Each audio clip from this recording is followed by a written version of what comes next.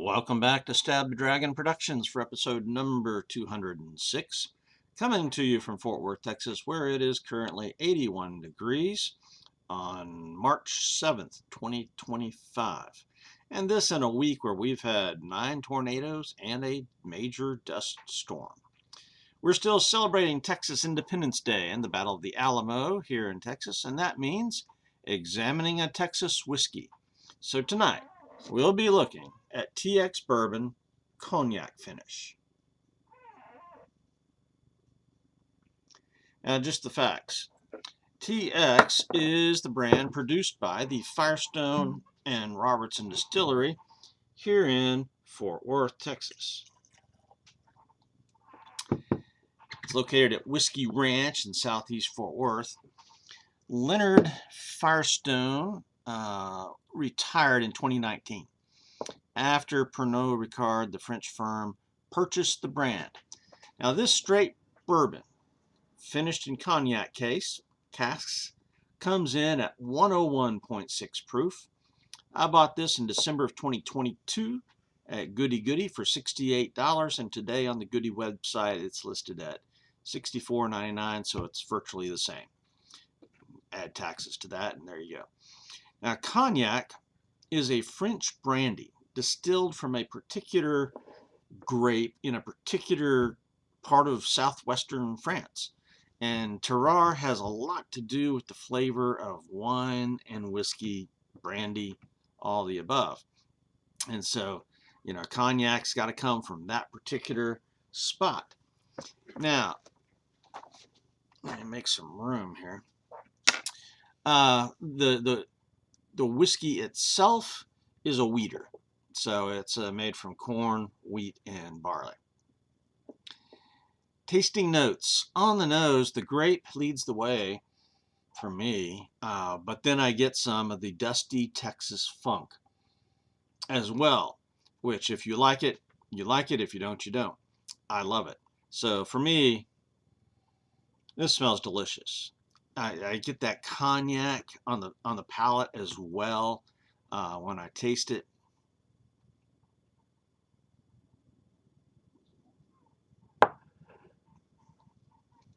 Along with caramel, pecan, cinnamon, even Hall's cough drop cherry at times.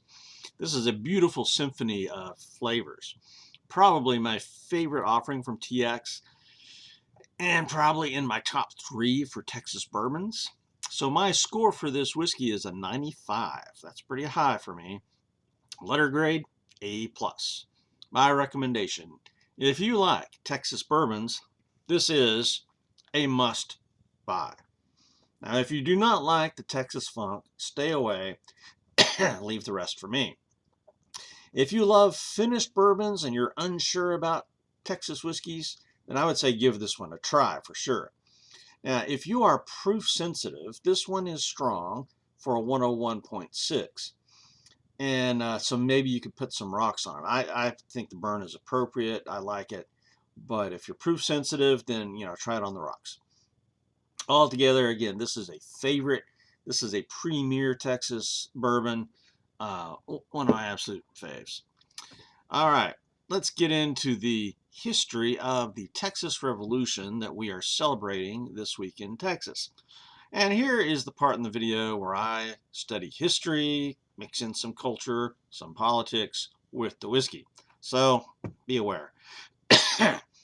One of the significant aspects of the Battle of the Alamo is that it tied up Santa Anna and his army for a couple of weeks in Bahir. I don't know how you say that in Spanish, Bahir. And this enabled the convention of 1836 to meet in Washington on the Brazos and to formally declare themselves an independent republic on March 2nd, while the Alamo battle was still going on. They wrote a constitution very similar to the U.S. Constitution, but they legalized slavery explicitly, and a few other changes here and there. But broadly speaking, it's like the American Constitution, as one would think. Then the story of the stand at the Alamo and Colonel Travis's letter to the people of Texas and the world, all Americans in the world, went out and turned everybody's eyes on to Texas. And so Texas became a thing because the newspapers picked up on this, and all of a sudden people from all over the world were looking at Texas. Now, some application points. In trying to apply history to the present day, there's many pitfalls. You can't make a one-for-one direct application very often, but this is what I see in general. One, Mexico was unstable for many years prior to this. One revolution after another, changing governments, changing constitutions. All this was prior to the Texas Revolution. Now, if you have an unstable culture and government, things can happen. All right.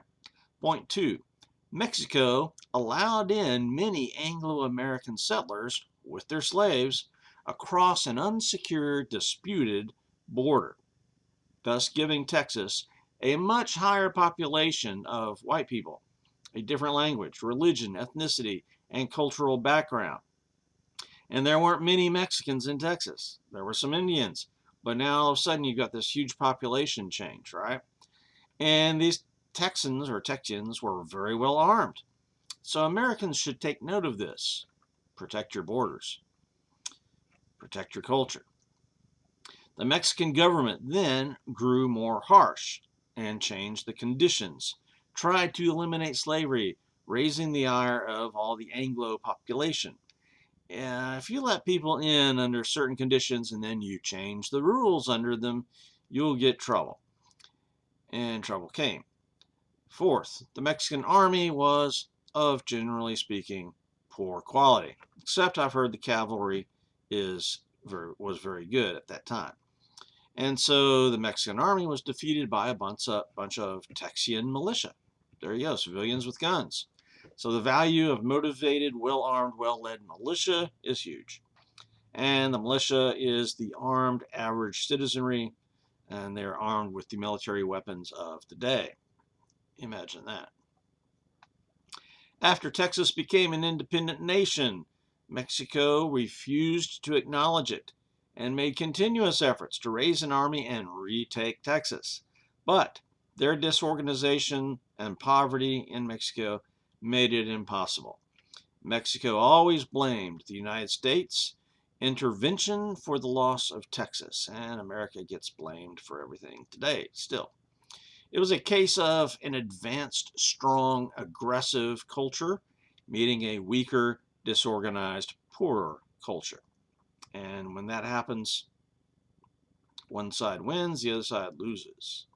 In March of 1845, the United States voted to annex Texas, so Mexico then hurriedly agreed, oh, we'll recognize the Republic of Texas as long as you stay independent and don't join the U.S. But Texas proceeded to vote and join the U.S. on July 4th of 1845. What a day. Less than a year later, war broke out between the U.S. and Mexico, the Mexican-American War. There you go. Which ended badly for Mexico, as things are prone to do. The border region between Mexico and the U.S., however, has remained a violent and contentious place all the way to today in 2025, with the U.S. sending many military units to the border now to stem the illegal drug trade, the human trafficking, uncontrolled immigration, and all of that. So, cheers. On to the whiskey.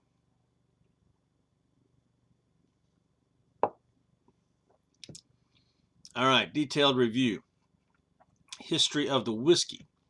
Founded in 2010 by Leonard Firestone and Troy Robertson in Fort Worth, Texas. And in 2012, they began distilling bourbon and created the TX Whiskey brand. In 2013, TX Blended Whiskey was released and won Best American Craft Whiskey and Double Gold at San Francisco World Spirits. Basically, it made a huge splash. And if you've never tried TX Blended, it does not have the Texas funk. It is a vanilla bomb. It is a dessert whiskey. It is really delightful.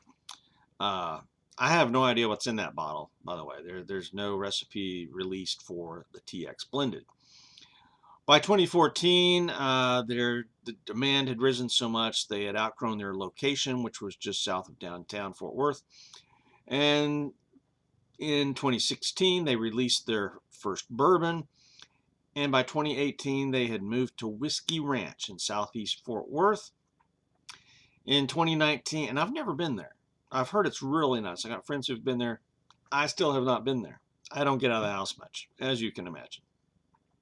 In 2019, they were purchased by Pernod Ricard, or as I like to say, Pernod Ricard, French. And soon after, Firestone retired.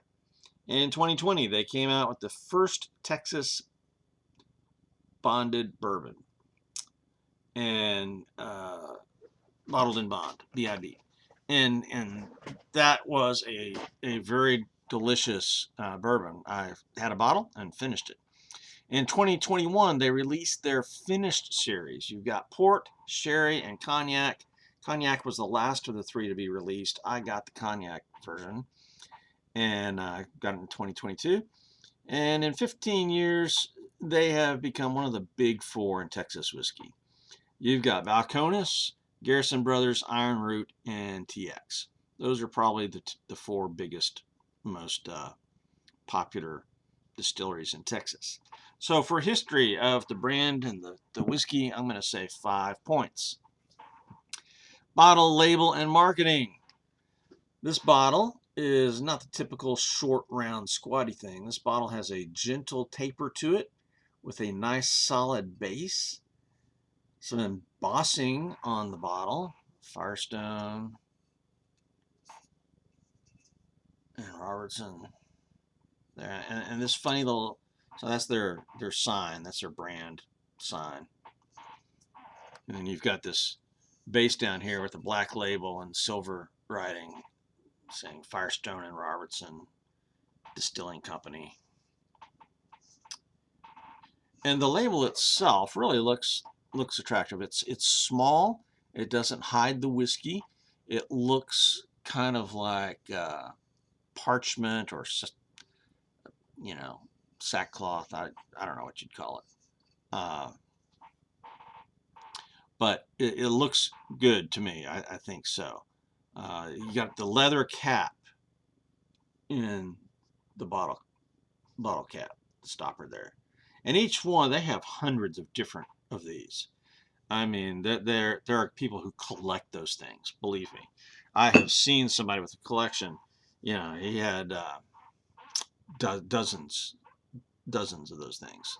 So that's a collectible, I guess. And that's truly the remarkable thing about the bottle. So it's a very classy bottle. I think it's got a nice Texas touch. So 5 points for bottle, label, and marketing. 5 out of 5. Visual appearance of this whiskey. It is a dark brown. And it's not real dark. It's got a little reddish tint to it. So this is not the darkest of Texas whiskeys. You can, I don't know. I can see the reddish tint better there at the bottle. And again, I've got some Texas whiskeys that are darker, but I think for visual appearance, I'm going to go with a 4 for that. 4 out of 5. Composition. TX bourbon is based on corn, wheat, and barley mash with a Texas pecan yeast. And they emphasize that pecan yeast. And I think that pecan yeast really does affect the flavor because maybe it's the power of suggestion. I'm not sure. But I do get some pecan notes in this thing.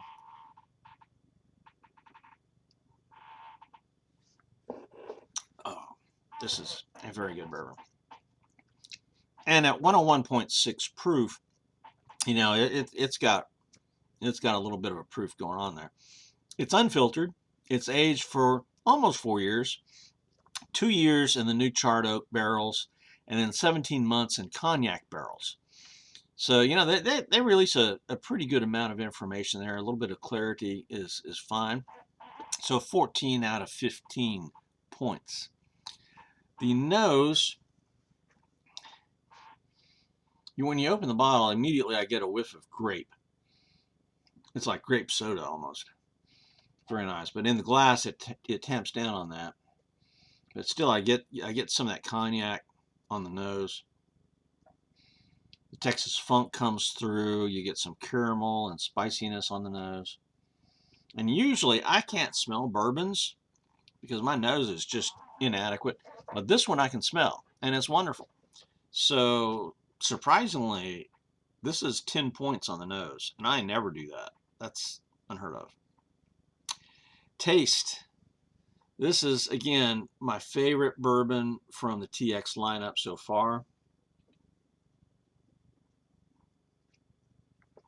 I've not tried the port or sherry.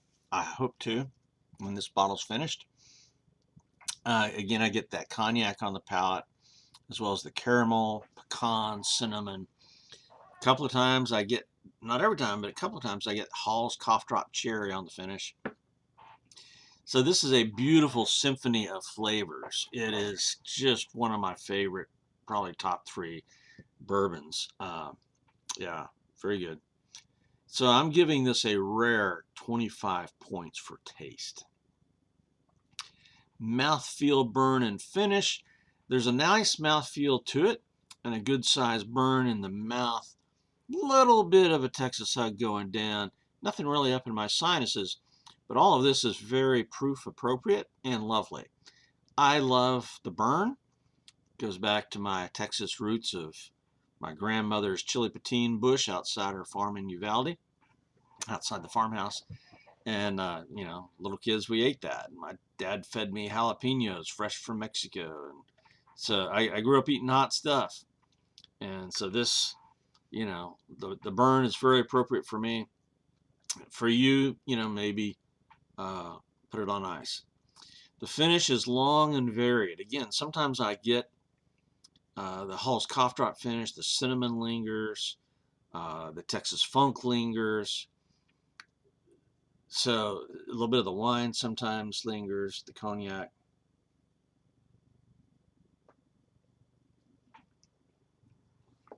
All in all, this is just really good. 14 out of 15 for mouthfeel, burn, and finish. Neat or mixer? I wouldn't even try to mix this with anything. But again, I've suggested if you're proof sensitive, ice, and that counts as a mixer. So you know, if you want to put this on ice, that would be great, you know. But I cannot see using this in a cocktail. The price. I mean, it's, you know, $65 bottle. I just don't like doing that with those expensive bottles. So I'd like it neat, but because I don't know that it's real versatile as far as, you know, mixing it goes. 4 out of 5. Price, value, and availability. At Goody Goody, this is $64.99. Total Wine, $61.49. Specs, $64.73. This is a reasonable price for a craft whiskey, and then you add to it that it's a finished in cognac cask whiskey, then there you go. This is a good deal. The quality is excellent, and so the price plus the quality equals good value. And again, it's available at Goody Goody, Total Wine and Specs, so you've got good availability. And so if you like the Texas funk and a cognac finish, this is what you need right here. 9 out of 10 for price, value, and availability. Bonus. 5 points for bonus because this is a favorite. Letter grade, drinkability, A+. My recommendation is if you like Texas bourbons in general, this is a must try, must buy. If you don't like the Texas funk, then stay away and leave the rest for me. If you love finished bourbons, yet are unsure about Texas bourbons, give this one a try. But if you are proof sensitive, at 101.6, maybe just use ice. It's still worth a try. Altogether, this is a premier Texas bourbon and one of my favorite bourbons. So let me take a time out, and I'm going to pour a glass of the standard issue TX bourbon, the 90 proof, and we'll do a little comparison of tastes. Stand by. All right, I am back, and I have the Cognac finished one in glass number 1 on the bottom, and I've got the 90 proof TX bourbon in glass number 2. So I'm just going to do a quick sample and see A, if I can tell which is which, and B, which one do I like the best. Starting with I don't know which is which, so I'll just start with the left hand here.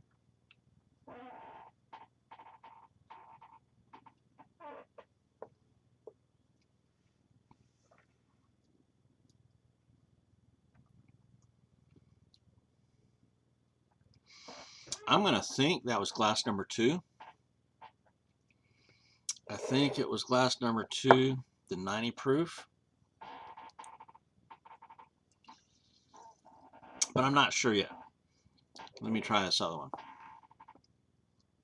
A little bit more rinsing of the mouth.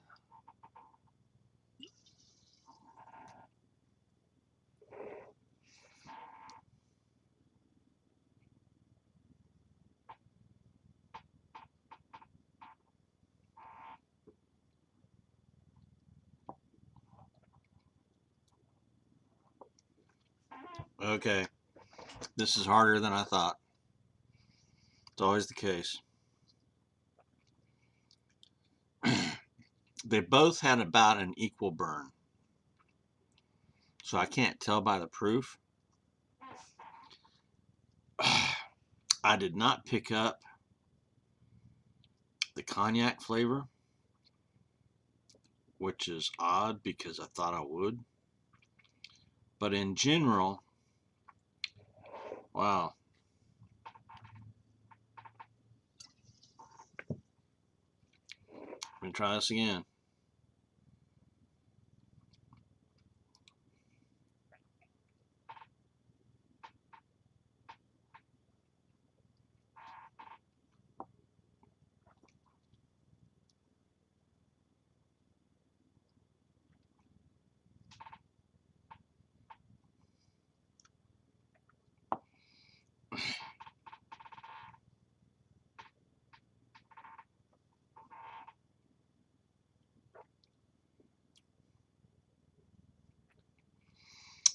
I think this is going to be glass number 1, 101 proof, 101.6 with the cognac. And it is. And then this is number 2, the 90 proof. All right, there was not a whole lot of difference in the burn between the two. I thought that glass number 1 had a little bit creamier mouth feel to it, and I got just a faint enough whiff of the cognac to where I was able to identify that. But I was shocked at how very similar these two are. And the 90 proof version of this whiskey is usually under 40. So, or about 40. So you're looking at $25 difference in price. That's significant. But again, the cognac finish is just, it takes it up above. All right, well, that's it for Stab the Dragon Productions tonight. And if you drink, don't drive. If you're not of legal age, don't drink. And if you want to celebrate Texas history, I highly recommend TX Bourbon Cognac Finish. Out here.